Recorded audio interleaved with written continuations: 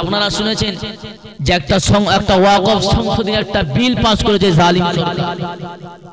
কম বেশি জানেন ওয়াকফ হচ্ছে কি, যে আমাদের পূর্বপুরুষরা আমাদের মুসলমানদের জন্য, গরিব মুসলমানদের জন্য, মসজিদ মাদ্রাসার জন্য, কবরস্থানের জন্য, ঈদগার জন্য আমাদের পূর্বপুরুষ তারা আমাদের সম্পত্তি দান করেছিল ভারতবর্ষে। কি দান করেছিল? সম্পত্তি দান করেছিল। ওই সম্পত্তি থেকে গরিব মুসলমান কি হবে? উপকৃত হবে।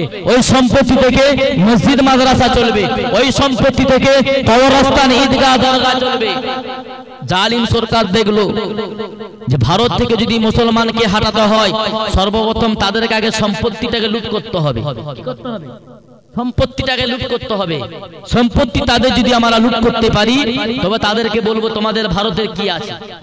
একটা চক্রান্ত চালালো জালিম সরকার, একটা চক্রান্ত চালালো যে ওয়াকফ যে সম্পত্তিটা মুসলমানদের জন্য দান করেছে, তাদেরকে যদি আমরা ভারত থেকে তাড়াই, তারা বলবে কি যে আমাদের পূর্বপুরুষ, আমাদের সম্পত্তি ভারতবর্ষে আছে। তাহলে কি করতে হবে না, তাদের আগে সম্পত্তিটাকে লুট করতে হবে। তাদের আগে কি করতে হবে? সম্পত্তিটাকে লুট করতে হবে। উদাহরণস্বরূপ আপনি ভালুকায় বসবাস করে আপনার যে সম্পত্তি আমি যদি নিয়ে নিই, তারপর যদি আপনাকে বলি আপনার ভালুকায় কি আছে, আপনি দলিল দেখাতে পারবেন কি? পারবেন? আর যদি আপনার সম্পত্তিটা না নিয়ে যদি আপনার ভালুকায় কি আছে, আপনি বলবেন আমার ভালুকায় জায়গা আছে না, রেকর্ড কিনা আমার দলিল আছে, কাগজ আছে, আপনি কি করতে পারবেন? কেস কাবারি করতে পারবেন, আদালতে যেতে পারবেন। তো সরকার দেখলো যে এদেরকে যদি ভারত থেকে তাড়াতে হয়, এদেরকে যদি ভারত থেকে দূরদর্শন করতে হয়, তাহলে এখন করা যাবে না, আগে সম্পত্তিটাকে লুট করতে হবে। সম্পত্তিটাকে লুট করতে হবে। তাই একটা কি করলো, রাতের অন্ধকারে, রাত 12টা 1টার সময় একটা কালো আইন পাস করলো, কালা বিল একটা পাস করলো। কখন না, রাতের অন্ধকারে একটা বিল পাস করলো। কি বিল না, ওয়াকফ সম্পত্তি মুসলমানদের জন্য থাকবে না, ওয়াকফ সম্পত্তির মধ্যে গায়ের কমরা থাকবে।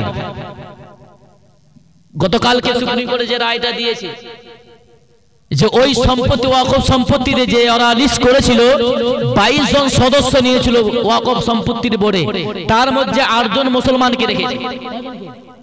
8 জন মুসলমানকে রেখেছে, বাকি সব গায়ের কম। আচ্ছা বলুন তো সম্পত্তিটা কাদের? সম্পত্তিটা মুসলমানদের, গায়ের কম কেন থাকবে? প্রশ্ন। আমাদের আরো হিন্দু ভাইদের সম্পত্তি আছে, আরো খ্রিস্টান ভাইদের সম্পত্তি আছে, আরো বৌদ্ধ ভাইদের সম্পত্তি আছে, আরো আদিবাসীদের সম্পত্তি আছে। তাদের যে বোর্ড আছে, তাদের বোর্ডে মুসলমানকে রাখলো না সদস্য হিসাবে? রেখেছে কি? কাউকে রাখেনি। তাহলে মুসলমানদের সম্পত্তিতে গায়ের কমকে রাখবে কেন? না, গায়ের কমকে রাখলে তারা অতি সহজে আইনগুলোকে পাস করতে পারবে, অতি সহজে সম্পত্তিটাকে লুট করতে পারবে। তাই এই জালিম সরকার চাইলো কি একটা সংশোধনী ওয়াকফ বিল পাস করলো। আমাদেরকে কি করতে হবে? সজাগ থাকতে হবে।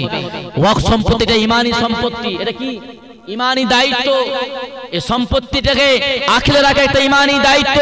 আর যদি আইন যদি পাস হয়ে যায়, ওয়াকফ সম্পত্তি যদি জালিম সরকার নিয়ে যায়, দুদিন বাদে আপনার গ্রামের মসজিদে একটা সরকারি চিঠি আসবে, একটা সরকারি পোস্ট আসবে, চিঠি লাগিয়ে দিবে, বলবে এটা ওয়াকফ সম্পত্তির মধ্যে মসজিদটা পড়ছে, এই মসজিদটা টাকা ভাঙতে হবে। করতে হবে জালিম সরকার একটা কাগজ চিঠি মসজিদের সামনে চিঠি চলে যাবে, বলবে কি যেটা এটা ওয়াকফ সম্পত্তির মধ্যে পড়ছে, তাতে কি করতে হবে না, মসজিদটাকে ভাঙতে হবে। মসজিদটা কি ভাঙতে হবে। কবরস্থানে একটা চিঠি লিখে চিঠি দিবে না, কি বলবে না এটা ওয়াকফ সম্পত্তির মধ্যে পড়ছে, এটা ওয়াকফ সম্পত্তির মধ্যে পড়ছে। কি করতে হবে না, এই কবরস্থানটাকে ভেঙে গুড়িয়ে দিতে হবে। না তারপর তারা কি করবে, বড় বড় কোম্পানি হাতে তুলে দিবে, তারা বড় বড় কি করবে, আমাদের বাপদাদার কবরের উপরে তারা মদের কি করবে, আড্ডাখানা করবে, জুয়ার আড্ডাখানা করবে, বড় বড় হারাম হারাম ব্যবসার বড় বড় ফ্ল্যাট তৈরি করবে। কাদের উপরে না, আমার বাপদাদার কবরের উপরে। আমরা জীবন থাকতে, বিদ্যুৎ পরিমাণ রক্ত থাকতে এই বিল পাস করতে দেব না ইনশাআল্লাহ। এই ঈমানি দায়িত্ব আমাদের কি করতে হবে, সজাগ থাকতে হবে। শরীরে যতটুকু রক্ত থাকতে, এক ফোঁটা রক্ত থাকতে মসজিদকে আমরা রক্ষা করব বলি ইনশাআল্লাহ। সে সজাগ আমাদেরকে থাকতে হবে, ঠিক কি না? এই আন্দোলন আমাদেরকে চালিয়ে যেতে হবে যতক্ষণ না পর্যন্ত এই কালা কালো আইন যতক্ষণ না পর্যন্ত বাতিল না করে, এই আইন যতক্ষণ না পর্যন্ত মোদী সরকার আমল নিজে আপোষ না নেয়, এই আইন আমাদেরকে কি করতে হবে, আন্দোলন আমাদেরকে চালিয়ে যেতে হবে। তাতে করে যদি আমার জান চলে যায়, চলে যাবে, কিয়ামতের দিনে একটা কথা আল্লাহকে বলতে পারবো, আল্লাহ তোমার মসজিদকে রক্ষা করার জন্য শহীদ হয়েছে। কি বলবো? এমনি যদি আমরা মারা যায় কবরে হিসাব লাগবে, লাগবে না লাগবে না? আর যদি মসজিদের জন্য যদি শহীদ হয়ে যায় বিনা হিসাবে জান্নাত। এর আগে ফ্যাসিলিটি কি আছে রে বাবা? মসজিদ রক্ষার জন্য যদি আমি শহীদ হয়ে যাই, কবরস্থান রক্ষা করার জন্য যদি আমি শহীদ হয়ে যাই, মাদ্রাসাকে রক্ষা করার জন্য যদি আমি শহীদ হয়ে যাই, এর আগে ফ্যাসিলিটি কি? বিনা হিসাবে জান্নাত। আজ ফিলিস্তিনি মুসলমানরা যে শহীদ হয়েছে, কিসের জন্য শহীদ হয়েছে? মসজিদ আকসাকে রক্ষা করার জন্য। 60,000 70,000 যে কচি কচি মাসুম বাচ্চাদেরকে যে শহীদ করলো বম দিয়ে, দুনিয়া থেকে নাম নিশানা থেকে তাদেরকে মুছে দিল, কিসের জন্য? তাদের সম্পত্তির জন্য নয়, তাদের ঘরের জন্য নয়, তাদের জমি জায়গার জন্য নয়, তারা মসজিদ আকসাকে রক্ষা করার জন্য তারা শহীদ হয়ে গেছে। তারা কি বেড়া পার হয়ে গেছে। এরকম সময় আমাদের ভারতবর্ষে আসে অলরেডি দু এক জায়গায় শুরু হয়ে গেছে মসজিদ ভাঙা। হয়তো অনেক মানুষ সোশ্যাল মিডিয়ায় খবর রাখে না, অনেক মুরব্বীরা অনেক ভাইয়েরা সোশ্যাল মিডিয়ায় খবর রাখে না। যারা মোবাইল চালায়, অ্যান্ড্রয়েড সেট চালায়, সোশ্যাল মিডিয়ায় খবর দেখছে যে উত্তরপ্রদেশে অলরেডি কবরস্থান, একটা 200 বছরের কবরস্থান কি করেছে? বুলডোজার চালিয়ে দিয়েছে। 200 বছরের কবরস্থান বুলডোজার চালিয়ে ভেঙে দিয়েছে। একটা মসজিদ, একটা মাদ্রাসাকে তারা কি বলেছে? না, এটা ওয়াকফ সম্পত্তির মধ্যে আছে, ভাঙতে হবে। অলরেডি ভেঙে দিয়েছে। আর এখন যদি আমরা সজাগ না থাকি, আমাদেরকে কি করতে হবে? সে ভোগান্তিত হতে হবে। তাই আমি গ্রামবাসীদেরকে বলবো, যেখানেই আন্দোলন হোক না কেন, এই আন্দোলন আমাদেরকে জারি থাকতে হবে। এই আন্দোলন আমাদেরকে শরীক হতে হবে। কঠোরতম আন্দোলন করতে হবে। আন্দোলনটা যেন কি হয়? আন্দোলনের জন্য কি? আইন মেনে হয়, ভারতের আইন মেনে যেন হয়। কারণ এই আইনটা হিন্দু ভাইদের বিরুদ্ধে লড়াই নয়। লড়াইটা কি? হিন্দু ভাইদের বিরুদ্ধে নয়, খ্রিস্টান ভাইদের বিরুদ্ধে লড়াই নয়, এটা জালিম সরকারের বিরুদ্ধে লড়াই। কারণ এই আইনটা যখন পাস হয়েছিল, বিলটা যখন পাস হয়েছিল, বিপক্ষে ভোট পড়েছিল প্রায় 232 থেকে 38টা ভোট পড়েছিল বিপক্ষে, বিল পাস করার বিপক্ষে। তার মধ্যে এই ভারতবর্ষে 40 জন এমপি মুসলিম আছে। 40 জন এমপি মুসলিম আছে, বাকি কি গায়ের কম হিন্দু ভাইরা আছে, খ্রিস্টান ভাইরা এমপি আছে। তারা এই বিলের বিপক্ষে ভোট দিয়েছিল। এখান থেকে বোঝা গেল কি? যে তারা আমাদের সাথে আছে।